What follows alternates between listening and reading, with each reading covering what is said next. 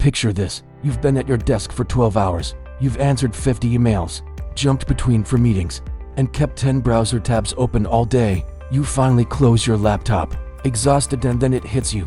What did I actually finish today?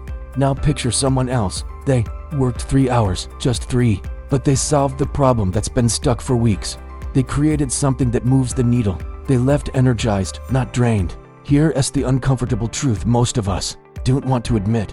We've confused being busy with being productive. We've mistaken motion for progress, and it's costing us everything.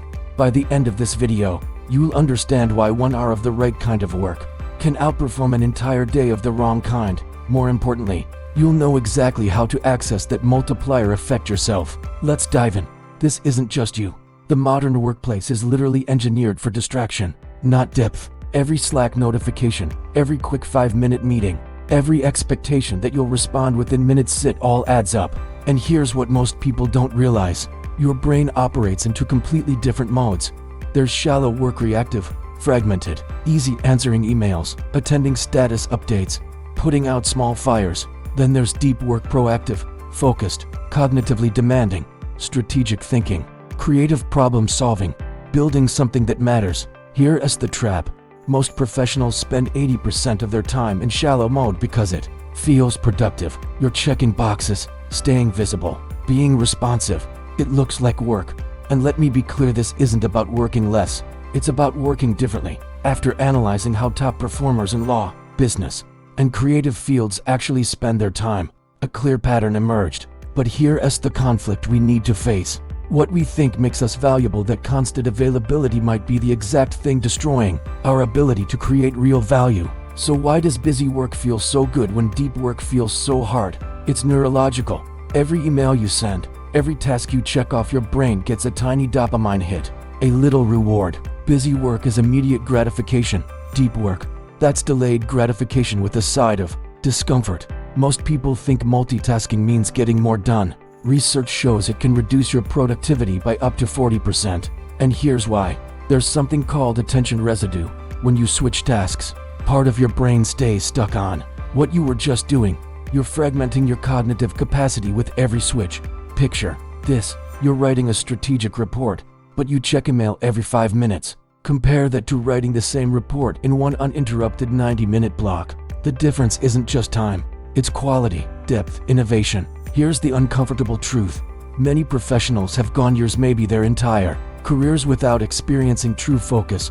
They've forgotten what their brain is actually capable of producing. And the cost? It's not just lost productivity. It's missed promotions, creative breakthroughs that never happened, and competitive advantage handed to someone else. So what's actually happening in your brain during deep work versus shallow work? When you enter deep focus, you activate completely different neural networks. Networks that allow for complex problem solving, pattern recognition, and creative synthesis that's literally impossible in fragmented states.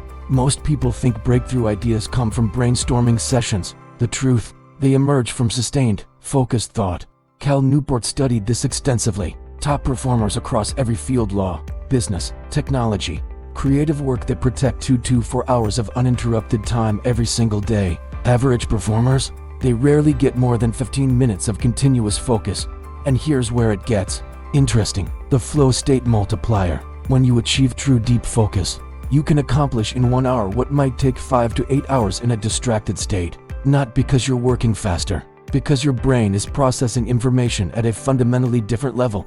And here's the shift happening right now. As AI handles more routine tasks, the ability to do deep work is becoming increasingly rare, which means it's becoming increasingly valuable. The premium is shifting to work that requires human depth, strategic thinking, creative problem solving, complex communication. The irony? Our workplaces are often structured to prevent the very thing that makes us most valuable. So how do you actually make this happen? 3 steps: protect, prepare, and practice. First, protect. To identify your peak cognitive hours. For most people, that's morning, and guard one 90-minute block as non-negotiable deep work time. Second, prepare. Create a deep work ritual. Same time, same place, clear objective, phone on airplane mode, all tabs closed except what you need. Third, practice. If 90 minutes feels impossible, start with 30-minute blocks and build from there.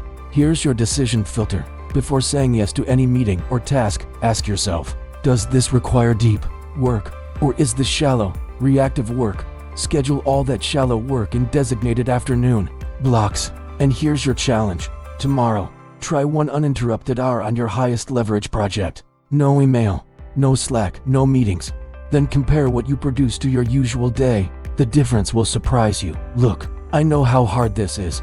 Protecting focus in a world that demands constant availability feels like swimming upstream.